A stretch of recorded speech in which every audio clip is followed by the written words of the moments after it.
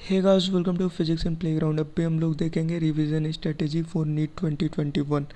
जितने भी टॉपर्स होते हैं हर एक एग्ज़ाम के, NEET PG, NEET UG, USMLE और यूपीएससी, जितने भी एग्ज़ाम होते हैं, आईआईटी, गेट वगैरह जितने भी एग्ज़ाम होते हैं, अगर वहाँ पे जो भी सेलेक्ट होते हैं सिर्फ और सिर्फ एक रीज़न होता है उसके पीछे, वो होता है रिवीजन। आप कितना भी पढ़ लो, आप कितना भी हार्ड वर्क कर लो, जब तक आप रिवाइज नहीं करोगे चीज़ों को तो आप लोग कुछ नहीं कर पाओगे। ये दिमाग में डाल लो। वो राजस्थान में बोलते हैं ना, तवे पे अगर रोटी को पलटा ना जाए तो रोटी जल जाती है। तो सिंपल सी बात है, अगर आप लोग पेजेस को पलटोगे नहीं और रिवाइज नहीं करोगे तो फिर वो भूल जाओगे, वो पक जाएगी। समझे?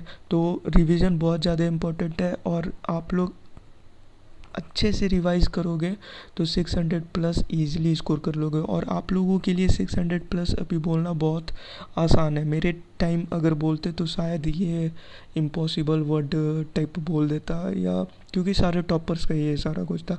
बट वो है ना, क्रिकेट मैच जो देखते होंगे उन्हें मालूम होगा, सचिन तेंदुलकर को बहुत ज़्यादा टाइम लग गया था डबल सेंचुरी लगाने में इंटरनेशनल क्रिकेट में।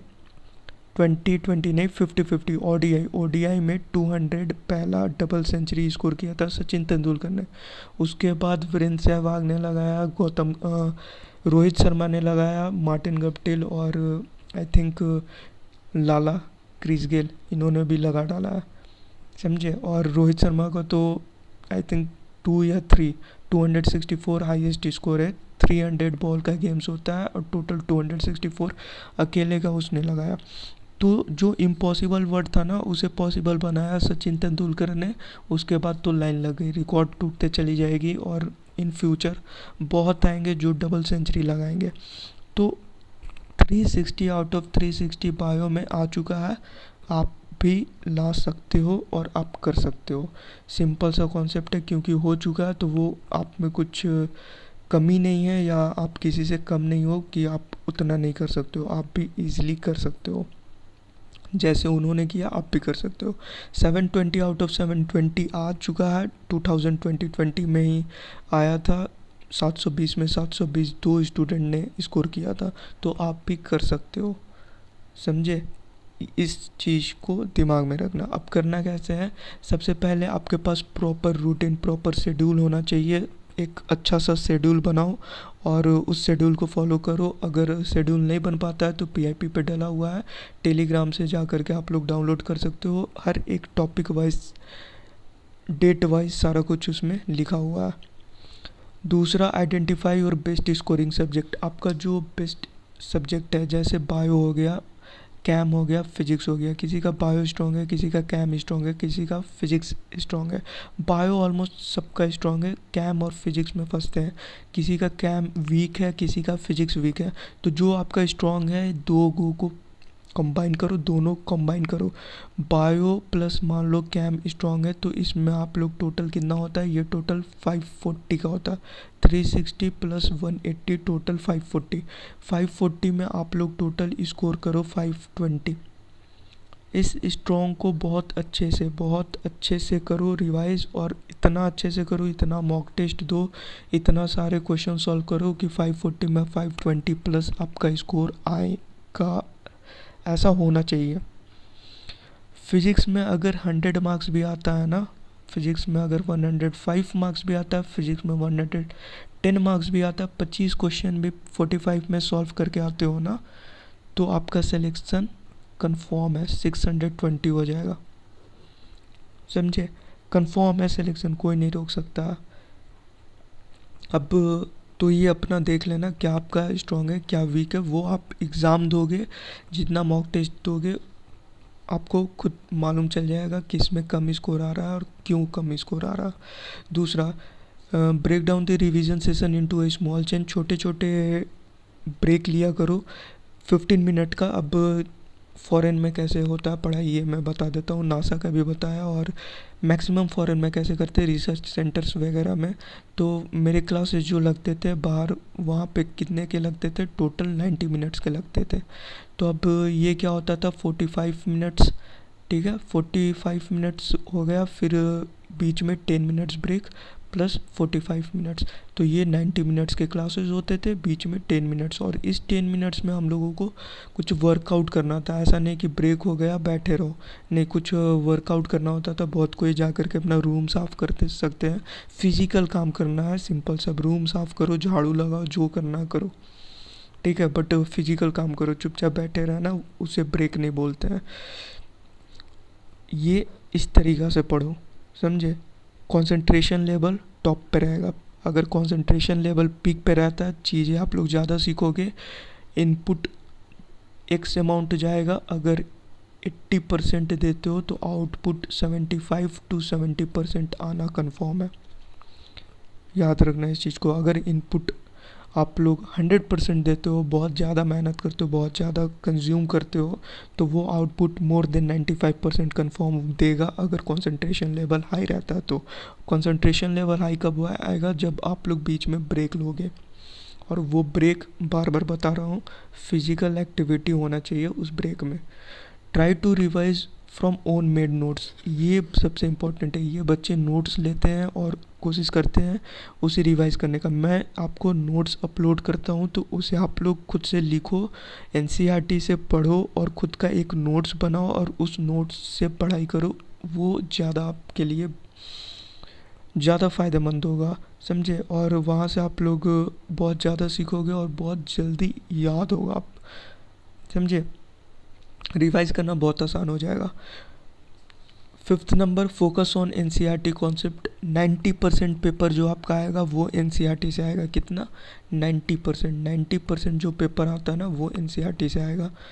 सिर्फ कुछ क्वेश्चन, 10 क्वेश्चन फिजिक्स के, 10 से 15 क्वेश्चन फिजिक्स के, और 5 to 4 क्वेश्चन कैम के, एंड 10 to 8 क्वेश्चन बायो के बाहर से आएंगे। बाहर से क्या, वो भी एनसीईआरटी का ही कॉन्सेप्ट रहेगा, बिटवीन द लाइंस।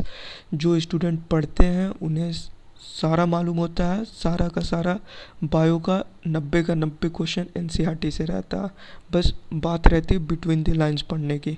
अगर आई लिख दिया है एनसीईआरटी में, तो आपको आई के बारे में पूरा आना चाहिए, हर एक चीज़ आना चाहिए, मैकेनिज्म आना चाहिए, कैसे हम लोग देख पाते हैं, इसमें डिजीज़ कौन कौन से डिजीज़ होते हैं, इसमें क्या क्या होता है, आइरिस होता है, प्यूपिल होता है, कॉर्निया होता है, सारा कुछ आपको आना चाहिए। अगर सारा कुछ पढ़ लोगे तो आई से नॉर्मल सा क्वेश्चन पूछा गया था 2018 या 19 में, तो वो मैक्सिमम स्टूडेंट बोल दिए आउट ऑफ द सिलेबस है। आउट ऑफ द सिलेबस नहीं था, वो नॉर्मल एनसीईआरटी में आई का टॉपिक दिया था, आपको थोड़ा आउट ऑफ द बॉक्स जा करके पढ़ना था, ईजिली सॉल्व कर लेते। मॉक टेस्ट हमेशा दिया करो, प्रैक्टिस मेक्स यू परफेक्ट। जितना मॉक टेस्ट दोगे उतना आपके लिए बेनिफिट होगा। और जो आप लोग मॉक टेस्ट देते हो, evaluate your need preparation progress. क्या करते हो, मॉक टेस्ट देते हो, किसी का 500 मार्क्स आया, किसी का 480, किसी का 200, किसी का 300, फिर एक बार मार्क्स आ जाता है तो फिर उसे साइड करते हो, फिर दूसरा प्रिपेयर करते हो, दूसरा मॉक टेस्ट देते हो। तो ये सबसे बड़ा गलती है, समझे, ये बहुत बड़ा मिस्टेक है। आप उसे देखते नहीं हो, आप मिस्टेक कहाँ कर रहे हो। अब भी टाइम है, अब भी अगर आप लोग उसे ठीक कर लोगे तो फिर फ्यूचर में रियल एग्ज़ाम जब होगा, ये जो एग्ज़ाम है ये रियल नहीं है, ये एक प्रैक्टिस है जो कि आपको बनाएगा, समझे, नीट के लिए आपको तैयार करेगा। तो इसे देखना अच्छे से, हर एक क्वेश्चन को देखो, हर एक क्वेश्चन में समझो कि आपने कहाँ मिस्टेक किया, और उस कॉन्सेप्ट को लिखो, और वही क्वेश्चन बन करके आएगा आपके नीट के एग्ज़ाम में, और वो आप गलती नहीं करोगे, ये कंफर्म है। जितने भी आपके मिस्टेक्स हो रहे हैं लिख लेना। अभी मैंने किया था एक कोविड-19 के लिए एस्परजिलस फ्यूमिगेटस बोला था, ये भविष्यवाणी है, कुछ ऐसा प्रिडिक्शन है, ये आने वाला है इंडिया में, और आ गया। आप लोग देख लेना, वीडियो वगैरह डला हुआ है, सारा कुछ डला हुआ है, ठीक है, और कम्युनिटी पे भी मैंने पोस्ट कर दिया। तो ये जो बता रहा हूँ ना, ये भी ऐसा ही होगा, देख लेना। जितना आप मॉक टेस्ट में और जितना एनसीईआरटी में जो जो आपको कन्फ्यूज़न है, जहाँ जहाँ आप लोग मिस्टेक्स करते हो, जो जो क्वेश्चन आपका गलत होता है, वो क्वेश्चन नीट 2021 में कन्फर्म रखना, आएगा ही आएगा। समझे। तो जितने मिस्टेक्स है, जितने क्वेश्चन में आपको कन्फ्यूजन है, जो जो फार्मूलाज आपको याद नहीं है और जो कॉन्सेप्ट आपको समझ में नहीं आ पाता, वो सारा कॉन्सेप्ट क्लियर करो, सारा फार्मूला याद करो और जितने क्वेश्चन आज तक अभी तक आपसे नहीं बने उन्हें सारा सॉल्व करो। एक भी एक सिंगल वर्ड छोड़ के मत जाना, समझे, बिकॉज ये लास्ट डू और डाई वाला सिचुएशन है। अब कुछ बायो एंड फिजिक्स का देख लेते हैं, इंडिविजुअल सब्जेक्ट में करना कैसे है। बायो में सबको मालूम है, सबके लिए आसान होता है बायो, सबको मालूम है एनसीईआरटी का अगर हर एक पॉइंट सही तरीक़ा से पढ़ा जाए तो हर एक लाइन में क्वेश्चन छुपा हुआ है बायो का एनसीईआरटी में, और ईज़िली 360 आउट ऑफ 360 आप लोग स्कोर कर सकते हो अगर सही तरीक़ा से पढ़ा जाए तो, समझे। तो बायो में सिर्फ और सिर्फ एनसीईआरटी पे फोकस करो and previous year question paper NEET का, और जितने मैक्सिमम क्वेश्चन 1200 क्वेश्चन पर चैप्टर सॉल्व करो, खास करके cytology, human physiology, reproduction, genetics, environmental, मतलब लास्ट का जो इकोलॉजी दिया हुआ है, इकोलॉजी 1 2 3 4 5, और बायोलॉजिकल बायोडाइवर्सिटी, ठीक है, जो यूनिट 1 है, क्लास 11 का यूनिट 1। ये 6 टॉपिक में बहुत अच्छे से आप लोग सॉल्व करो बिकॉज ये बहुत इंपॉर्टेंट है। अब फिज़िक्स में है, मॉक टेस्ट देते रहो। फिज़िक्स बहुत लोगों का वीक होता है, समझ में नहीं आता है कैसे क्या करें। तो फिज़िक्स में सिंपल है, जितना मॉक टेस्ट दे सकते हो, जितना आप लोग क्वेश्चन सॉल्व करोगे। जैसे मैथ था तो मैथ्स में क्या करते थे, मैथ्स में जितना न्यूमेरिकल सॉल्व करेंगे ना उतना मैथ्स आपको आएगा। ये मैथ्स का फंडामेंटल रूल है, मैथ्स मतलब न्यूमेरिकल, जितना सॉल्व करोगे आप लोग उतना मैथ्स इंक्रीज़ होगा। बस फिज़िक्स वैसा ही है। फिज़िक्स में 2 चीज़ें इंक्रीज़ हो जाती है, पहला है कॉन्सेप्ट और दूसरा फार्मूला। अगर कॉन्सेप्ट आता है, फार्मूला आपको याद है तो क्वेश्चन बहुत ईजिली सॉल्व हो जाएगी, और क्वेश्चन प्रैक्टिस किए हुए हो तो क्वेश्चन मैक्सिमम 30 सेकंड लेगा, ठीक है, मैक्सिमम 30 सेकंड लेगा। इससे ज़्यादा नीट का लेवल है नहीं फिज़िक्स का क्वेश्चन का जो 1 मिनट to 2 मिनट ले। मैक्सिमम 30 सेकंड कैलकुलेटिव पार्ट रहता है तो वो 1 मिनट या 2 मिनट लेता, समझे। इसलिए प्रैक्टिस करो, जितना आप लोग मॉक टेस्ट दे सकते हो मॉक टेस्ट दो और प्रैक्टिस कर सकते हो उतना क्वेश्चन। 50 क्वेश्चन डेली अगर प्रैक्टिस करते हो तो इतना आपके पास टाइम है कि हर एक टॉपिक से आप लोग हर एक चैप्टर से 1500 क्वेश्चन सॉल्व कर लोगे। 500 to 1500 क्वेश्चन हर एक चैप्टर से सॉल्व करके जाओ। वर्क पावर एनर्जी हो गया, फ्रिक्शन,